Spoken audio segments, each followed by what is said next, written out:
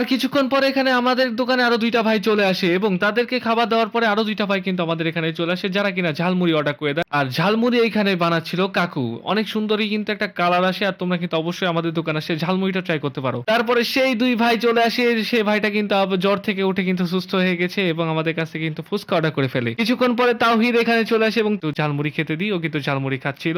যখনই দোকানে কাস্টমার কম থাকে তখনই ভ্যান নিয়ে বেরিয়ে পড়ে আমার চাচা, যে কিনা টিপ দিতে লাগে। কিছুক্ষণ পর মধ্যপাড়া থেকে আমার ২ পরিচিত ভাই চলে আসে যারা কিনা আমার ভিডিও দেখছে এবং আমি এখানে দোকান দিছি শুনেই কিন্তু চলে আসছে। তারপরে আরো ২ টা ভাই চলে আসে যারা কিনা আমার ভিডিও দেখে ওই সেম জায়গা থেকে এসে পড়ে। তারপরে তারাও খাওয়া দাওয়া করে একটা ভালো একটা রিভিউ দেয়। খাবারটা অনেক স্বাদ ছিল, অনেক মজা, ঝাল একটু বেশি ছিল, ঠিক আছে। এখানে কাকুও চলে আসে, পরে কাকু কিন্তু আমি নিজে হাতে ভেলপুরি বানিয়ে দিই, সাথে মামা কিন্তু এখানে হাই বলে দেয়। তারপরে এখানে ছোট ভাই সিয়াম চলে আসে এবং তার ফ্রেন্ড চলে আসে, আমাদের মুড়ি ফুচকা এবং অনেক কিছু অর্ডার করে দেয়। পরে তাদেরকে কিন্তু আমরা সবকিছু বানিয়ে দিই এবং খাওয়ার পরে কিন্তু একটা ভালো রিভিউ দেয়।